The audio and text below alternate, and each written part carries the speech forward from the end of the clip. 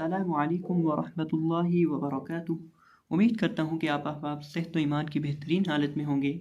तो आज हमारा नूरानी कायदे की 11वीं तख्ती के दूसरे हिस्से का सबक है और आज के सबक में इंशाअल्लाह अज़्ज़ा व जल हम इन 3 सत्रों को, इन 3 लाइनों को और इनमें जितने अल्फाज हैं इंशाअल्लाह उन तमाम अल्फाज को इंशाअल्लाह हम तजवीद के साथ सीखेंगे। तो वीडियो को लाइक करें। आए बढ़ते हैं अपने आज के सबक की तरफ।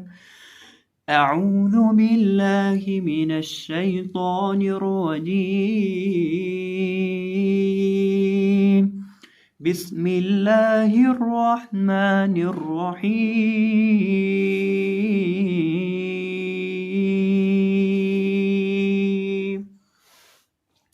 हा दबर बा हब, लाम दो पिस्लुन, हबलुन। हा दबर बा हब, लाम दो पिस्लुन, हबलुन। अब यहाँ हमारे पास पहला लफ्ज़ है, इसके अंदर कुल 3 हर्फ हैं, हा, बा और लाम। अब जब हम बा को पढ़ेंगे तो बा को हम, चूँकि बा यहाँ साकिन है इसलिए हम यहाँ इसको हिलाकर पढ़ेंगे। देखें जो 5 हरूफ हैं, हरूफ कलकला, क़ाफ, तौ, बा, जीम और दाल, ये जब भी साकिन हो तो इनको हिलाकर पढ़ा जाता है। और चूँकि यहाँ ये जो बा है ये हरूफ कलकला में से है इसलिए यहाँ ये साकिन भी है तो हम यहाँ इसको हिलाकर पढ़ेंगे, हबलुन, हबलुन। और इसी तरह हम हा को हलक के वस्त से हलक के दरमियान से अदा करेंगे, हबलुन, हबलुन। खौपेसिन खुस, रौदो देरिन, खुसरिन, खौपेसिन खुस, रौदो देरिन, खुसरिन। अब यहाँ इस लफ्ज़ के अंदर भी हमारे पास कुल 3 हरफ हैं, खौ, सीन और रौ। खौ को पढ़ेंगे मोटा करके पढ़ेंगे और सीन के अंदर सिटी की बात पैदा करके पढ़ेंगे और रौ को हम बारीक करके पढ़ेंगे क्योंकि रौ के नीचे 2 ज़ेर है। देखिए रौ के नीचे ज़ेर हो या रौ के नीचे 2 ज़ेरें हो तो रौ को बारीक करके पढ़ा जाता है और खौ को हमेशा पुर करके ही पढ़ा जाता है और सीन के अंदर सिटी की आवाज़ पैदा करके पढ़ा जाता है। तो इसको पढ़ेंगे खुसरिन, खुसरिन। यानी खौ को मोटा करेंगे, सीन में सिटी की आवाज़ पैदा करेंगे और रौ को बारीक करके पढ़ेंगे। खौ ज़बर लाम खल, क़ाफ दो ज़बर क़न, खलक़न। खौ ज़बर लाम खल, क़ाफ दो ज़बर क़न, खलक़न। अब यहाँ इस लफ्ज़ के अंदर हम खौ को और क़ाफ को पुर करके पढ़ेंगे लेकिन लाम को हम बारीक करके ही पढ़ेंगे, यानी लाम को मोटा नहीं किया जाएगा। देखिए अक्सर तौर पे ये चीज़ पेश आती है कि अक्सर तलबा को ये मुश्किल पेश आती है कि 2 मोटे हरूफ के दरमियान बारीक हरफ को वो मोटा करके पढ़ देते हैं। यानी अगर 2 मोटे हरूफ हों, दाएं बाएं मोटे हरूफ हों तो वो दरमियान वाले हरफ को भी मोटा करके पढ़ देते हैं। तो यहाँ खौ को और क़ाफ को हम मोटा करेंगे लेकिन लाम को बारीक पढ़ेंगे, खलक़न, खलक़न। इसको आप ज़रा आहिस्ता आहिस्ता जब इसकी मशक करेंगे ना तो इंशाल्लाह आपको ये चीज़ ओके हो जाएगी। सीन लबर बा सब, हा दो ज़बर हन, सब हन।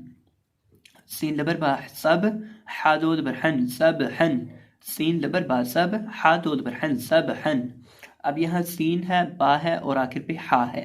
सीन को पढ़ेंगे तो सीन के अंदर सिटी की बात पैदा करके पढ़ेंगे और सीन के साथ बा है और बा हरूफ कलकला में से है और साकिन भी है। देखें यहाँ जितने नीले हरूफ लिखे हैं उनको नीला जो रंग है ये हरूफ कलकला की नुमाइंदगी कर रहा है, लेकिन आपने इस तरह रट्टा नहीं लगाना। आपने 5 हरूफ याद कर लेने हैं, क़ाफ, तौ, बा, जीम और दाल। अब ये जो बा है ये हरूफ कलकला में से है तो इसलिए यहाँ हम इसको हिलाकर पढ़ेंगे, सबहन। और सीन के अंदर सिटी की बात पैदा करके पढ़ेंगे और हा को हलक के वस्त से हलक के दरमियान से अदा किया जाएगा। सीन लबर बा सब, क़ाफ दो ज़बर क़न, सबक़न। सीन लबर बा सब, क़ाफ दो ज़बर क़न, सबक़न। अब यहाँ हमारे पास सीन है, बा है और क़ाफ है। सीन को जब हम पढ़ेंगे सिटी के साथ पढ़ेंगे और बा साकिन है तो बा को हम कलकला करके पढ़ेंगे क्योंकि ये हरूफ कलकला में से है और क़ाफ को पुर करके पढ़ा जाएगा क्योंकि क़ाफ हरूफ मुस्तालिया में से है तो इसको हम पढ़ेंगे सबक़न, सबक़न, सबक़न। शीन लबर हमदा शा, नून दो पेश नून, शअनुन। शीन लबर हमदा शा, नून दो पेश नून, शअनुन। अब यहाँ देखें, यहाँ ये जो हमारे पास अलिफ है, मैंने आपके सामने ये गुज़श्ता सबक में ये चीज़ रखी थी कि अलिफ 2 तरह का होता है। अलिफ 2 किस्म का होता है, 2 टाइप का। एक अलिफ होता है जो अलिफ साकिन होता है लेकिन उस पर ये जज़म की अलामत जो आपको इस पर नज़र आ रही है वो जज़म की अलामत नहीं होती, वो साकिन होता है लेकिन उसके ऊपर सुकून नहीं होती, उसको कहते हैं अलिफ बे झटका। ये अलिफ झटके वाला है, यानी इसको हम पढ़ेंगे श, यानी झटका करके पढ़ेंगे। अब ये जो बेझटका होता है उसको हम लंबा करके पढ़ते हैं, और जो झटके वाला होता है, जो जज़म वाला होता है, उसको हम झटका करके पढ़ते हैं। तो यहाँ हम अलिफ को, हमजा को झटका करके पढ़ेंगे। और ये चीज़ अपने जहन में बिठा लें कि अलिफ तब तक अलिफ होता है जब तक उसके ऊपर ज़बर ज़ेर पेश या उसके ऊपर जज़म या कोई और अलामत ना आए। जब उसके ऊपर ज़बर आ जाए, ज़ेर आ जाए, पेश आ जाए या जज़म आ जाए तो फिर उसको अलिफ नहीं हमज़ा कहा जाता है। अब यहाँ भी हम इसे हमज़ा कहेंगे और इसे हम पढ़ेंगे शानून, झटके के साथ पढ़ेंगे। सौद पेश बासूब हादोल बरहन सुबहन, सौद पेश बासूब हादोल बरहन सुबहन। अब यहाँ हम सौद को मोटा करके पढ़ेंगे क्योंकि सौद हरूफ मुस्तालिया में से है, और आगे हम बा को हिलाकर पढ़ेंगे, कलकला करके पढ़ेंगे क्योंकि बा को हिलाकर पढ़ा जाता है, ये हरूफ कलकला में से है। और हा को हलक के दरमियान से अदा करेंगे, सुबहन सुबहन। और इसी तरह से इसके अंदर हमारे पास जो आगे पे हा है उसको हम हलक के वस्त से अदा करेंगे। बौदबर बातौब हादोद बरहन बौबहन, बौदबर बातौब हादोद बरहन बौबहन। लफ्ज़ वही है, सिर्फ सौद की जगह पौद आ गया है और उस पर पेशती यहाँ ज़बर आ गई है। तो इसे हम पढ़ेंगे बौबहन, पौद को पुर पढ़ेंगे, बा को कलकला करेंगे, हा को हलक के वस्त से अदा करेंगे। आइन दबर बाब दाल दोद बर्दन आबदन, आइन दबर बाब दाल दोद बर्दन आबदन, आइन दबर बाब दाल दोद बर्दन आबदन। अब यहाँ हमारे पास 3 हर्फ हैं, आइन, बा और दाल। आइन को हलक के दरमियान से अदा करेंगे, बा को हिलाकर पढ़ेंगे, और इसी तरह दाल को सिंपल पढ़ा जाएगा, दाल के ऊपर 2 दबर है। आबदन आबदन, आइन दबर दाल आद नून 2 दे निन आद निन, आइन दबर दाल आद नून 2 दे निन आद निन। यहाँ भी हम दाल को हिलाकर पढ़ेंगे क्योंकि दाल भी हरूफे कलकला में से है। जिस तरह बा हरूफे कलकला में से है, इसी तरह दाल भी हरूफे कलकला में से है। आइन लबशीन आश रौदो दे दिन आश रिन, आइन लबशीन आश रौदो दे रिन आश रिन। यहाँ हम शीन को नहीं हिलाएंगे। आपने ये गलती नहीं करनी कि पीछे हरूफे कलकला थे तो इसको भी आप हरफे कलकला समझ के ही हिला दें। यहाँ शीन को हम बगैर हिलाए पढ़ेंगे क्योंकि ये हरूफे कलकला में से नहीं है। आशरिन आशरिन। और इसी तरह हम रॉ को बारीक करके पढ़ेंगे क्योंकि रॉ के नीचे 2 देर है, तो इसकी आवाज़ आएगी आशरिन आशरिन।